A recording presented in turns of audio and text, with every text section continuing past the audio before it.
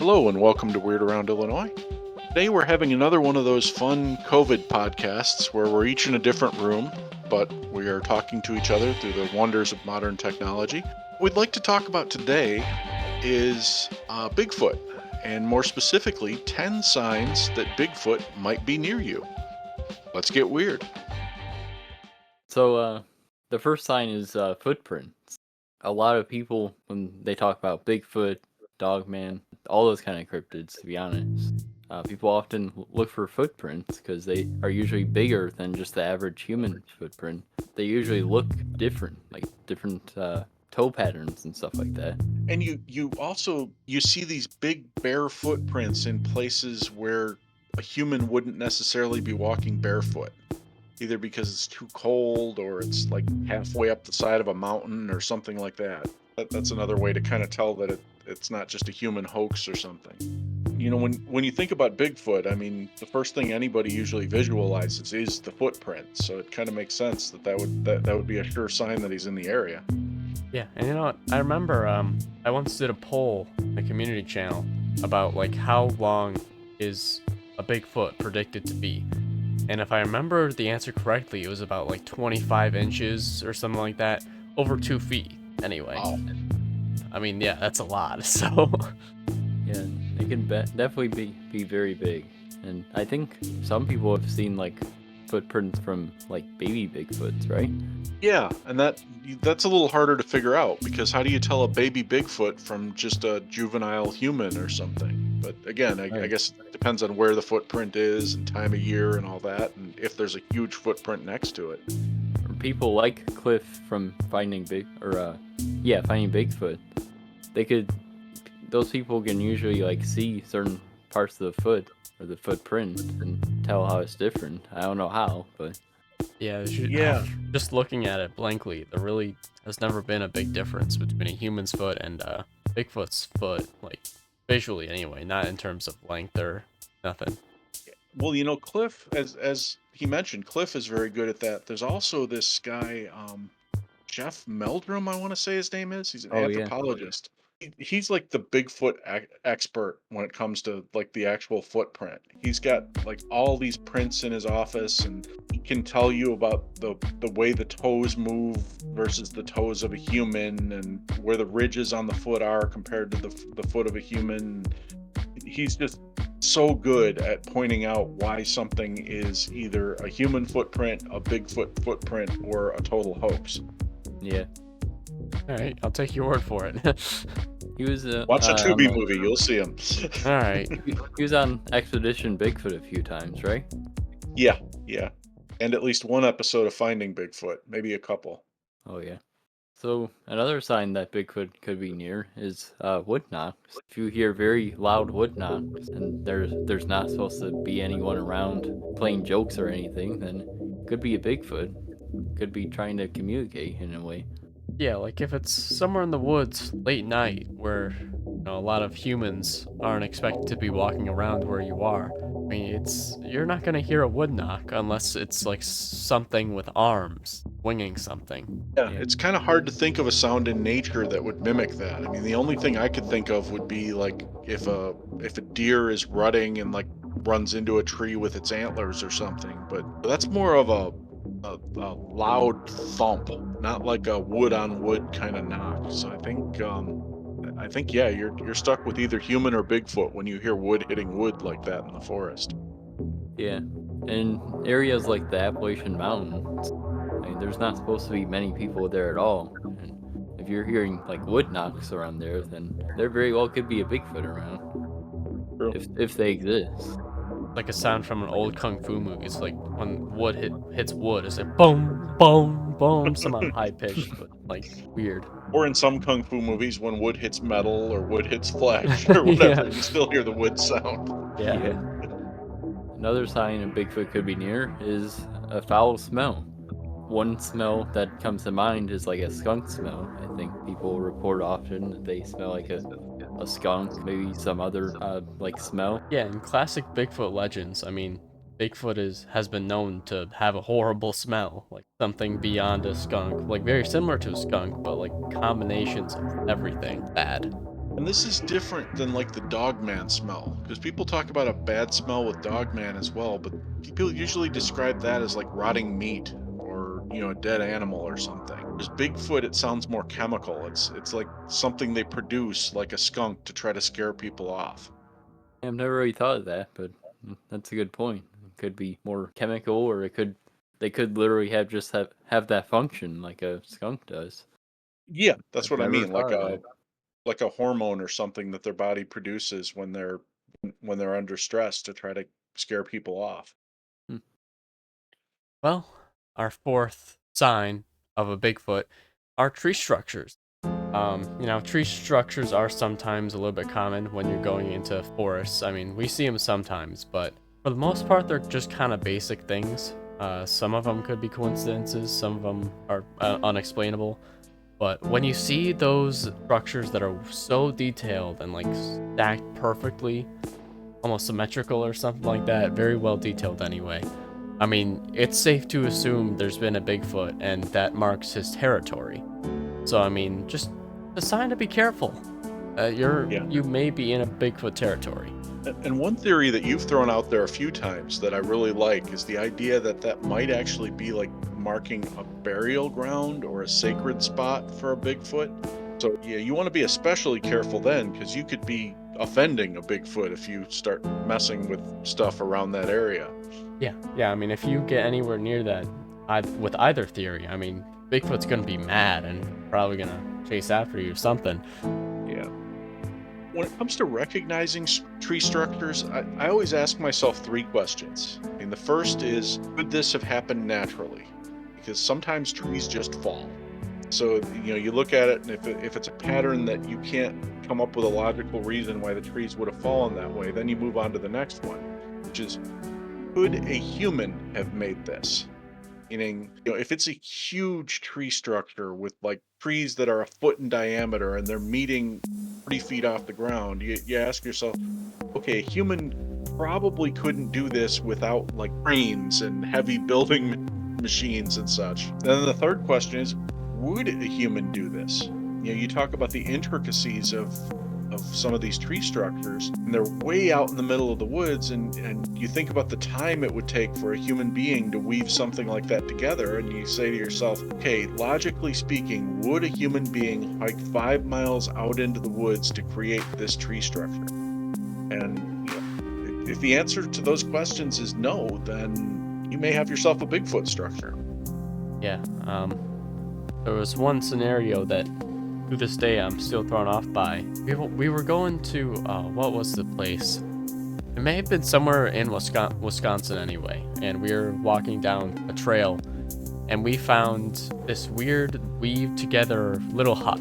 I mean, it wasn't quite a tree structure, but it was a hut, and it was weaved together so detailed I wouldn't believe it was made by a human, except for the fact that there were like human products, random stuff probably. Yeah, bought in some Bobo's store. candy wrappers. Yes, that was it. That was the in only- Minnesota. Oh, that was in Minnesota? Yeah, Oh, that was wow. up there. It was near those Indian burial mounds that we never quite found in a state park up in Minnesota. Okay. Yeah, I have it. I have the recording somewhere. I just couldn't remember where it was. But yeah, that's still unexplainable. I can't determine if that was from a Bigfoot or a human being.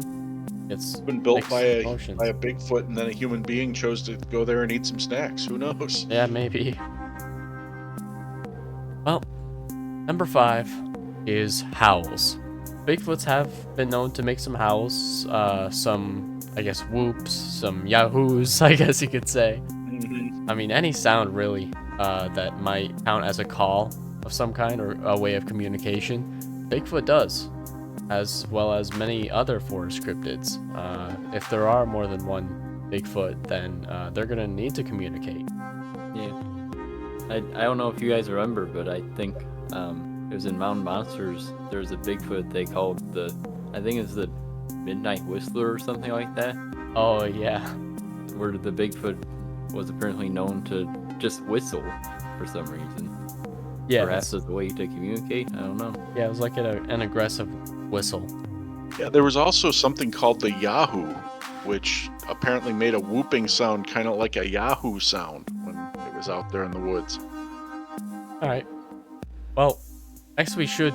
Number 6 is whistles. To be honest, whistles. We just talked about it. Well, I mean, just to say a little bit more on whistles, if you hear a whistle in the forest, you're kind of limited on what it could be. It's either going to be a Bigfoot, a human, or a bird. Usually, bird Yeah. whistles are more easily distinguished from those made by a larger mammal. So, kind of like wood knocks, you're really narrowing down your field. Whereas if you hear a howl or something like that, you have to go through your mind. Okay, is that a coyote? Is that a wolf? Is that a dog? You know, it could be a number of different creatures. Whereas with a whistle, you're really kind of narrowing it down. Yeah. Yeah. Not a lot of animals do a detailed whistle like a Bigfoot. Yeah. Right. Number 7 is thrown rocks. Now, this is more of a rare one, and if this does happen to you, you might want to slowly back away, and I don't know. You might be done for, I don't know. But yeah, that usually means that Bigfoot is pretty mad at you, especially if the rocks are being aimed at you. Yeah. When we're talking rocks, we're not talking pebbles. We're talking the kind of rocks that could shatter your skull, and no human could probably throw them as far as these things are thrown. They're hurled like a football from the middle of the forest and land with shocking accuracy, from what I'm told. Yeah. Yeah, think of that one episode from These Woods Are Haunted, where like the Bigfoot was throwing straight up boulders at like Uh-huh. some random family or like I think it was actually 2 people. Right. Yeah. So there's two schools of thought on this. One is that the Bigfoot is trying to scare you away, and that if he really wanted to kill you, he would have hit you with the first rock. Yeah. The other is that maybe Bigfoot isn't as accurate as we think he is, and he is actually trying to kill you. And if you stay there long enough, he's gonna find the right range and start hitting you with those rocks. So, Yeah. So as you said, best not to stick around and find out. maybe don't run necessarily, but I don't know. Do something erratic or like unpredictable. Yeah. Well, From not like whatever you do, don't pull out a gun. Yeah, no. Um, No, definitely Bigfoot really don't. doesn't like that. yeah, from what I've heard, they really use like those elevated points to really get like a good view of everyone, and then they throw the rocks from there. Oh yeah, they like kneel down and literally watch you. They've got a problem with you. Yeah. Yeah, and I guess that lends credence to the idea that, the rock throwing that doesn't hit you is actually by design, and it's meant to scare you off, because if he's at an elevated position and has been watching you for a while, chances are he could get a pretty good beat on you when he throws that rock. Yeah. Another thing that comes up as a possible sign of Bigfoot in the area is the sighting of glowing orbs in the sky or elsewhere in the woods. And we've seen this on a couple shows, and we've heard a lot of people talk about it. Some people talk about 3 green orbs that appear when a Bigfoot is sighted. Some people just talk about strange lights in the forest. But there seems to be some sort of correlation. Whether you believe that's the lights of the mothership who's beaming him down, or whether you believe that's the light of a portal opening that he's passing through, or whether it's just coincidence. In any case, if you see glowing orbs in the forest or above the forest, you might want to be aware if any of these other signals are around that there's a Bigfoot in the area. Yeah. Yeah, and I'll add to that. I'll add glowing eyes as well. If you see like glowing eyes, it could be a Bigfoot too. I've heard of like green or red eyes sometimes. Yeah, definitely. It apparently has a strong eye shine, kind of like Dogman. So either glowing on its own, or if you flash your light through the forest and you see a couple of eyes way off the ground looking back at you, then you might just be seeing a Bigfoot. So speaking of things way off the ground, another thing to watch for, kind of related to tree structures, broken trees. And when I say broken trees or broken branches, I don't mean like the ones laying on the forest floor. I mean way up, 10, 15 feet off the ground. If you see a branch that was snapped off, either dangling or just snapped off clean, and you don't know where the other half of the branch is, you got to stop and wonder what could have done that. I mean, if you see like charring around it or something, sure, maybe it got struck by lightning. Other than that, you know, is the wind going to cause a clean break on a branch that high? Not usually a live branch. I mean, a dead one maybe, but if it's a live, healthy branch that looks like it's been snapped off, you know, above the level of a human being, there's not much that's going to do that, except a Bigfoot. Yeah, if it were like a maybe squirrel or maybe a bird landing on it, I mean that's still not enough weight to break a lot of branches that we may be talking about. I mean, the little Yeah. twigs, I don't think it's a huge deal, but if it's like a big area that was like taken off, might be something to be concerned about.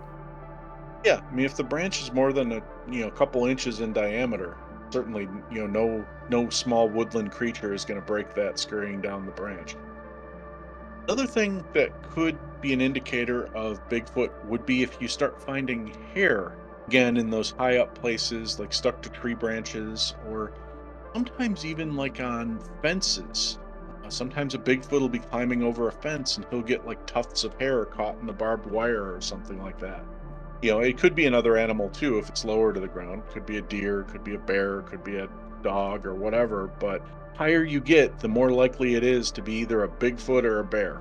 Yeah, and it's always a better idea to like take a sample of whatever that hair is and obviously get it tested or something and actually get like answers from it maybe. Yeah. This is probably one of the most difficult ones to prove out of all of these signs, because how could you really prove it unless you get like a DNA sample? Yeah, and like you'll have to get a scientist to test it, and I'm pretty sure I've never seen one of those samples actually work. Oh, because nobody knows what a Bigfoot hair looks like under a microscope. Yeah, I guess The not. best you can hope for is it comes back as unknown primate, which a couple have, but that's not enough proof to say, okay, that was Bigfoot. You know, for all you know, it could be an escaped monkey from a zoo or something. Yeah.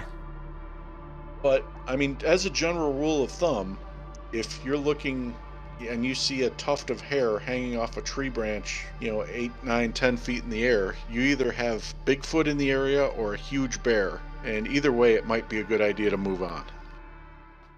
Sums it up well. And speaking of summing up, maybe now would be a good time to recap our top 10 signs that Bigfoot may be near. But with apologies to Jeff Foxworthy. If you're walking along the ground and you see a footprint that is twice the size of yours, you might see a Bigfoot.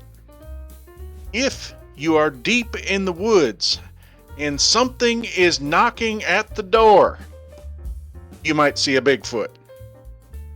If you smell something in the forest and you know it is not that chili that you just ate for dinner, you might see a Bigfoot. If you see a structure that looks not entirely unlike your cousin Bill's shed in the middle of the woods, made from trees, you might see a Bigfoot. If you hear a loud howl and your buddy did not just step on a rock, you might see a Bigfoot.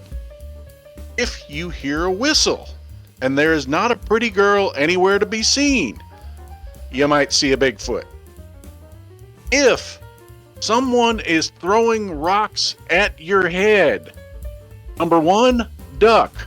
Number 2, you might see a Bigfoot. If you see glowing orbs in the sky and you have not been drinking, you might see a Bigfoot. If there are broken trees way above your head and there is not a tornado going on, you might see a Bigfoot.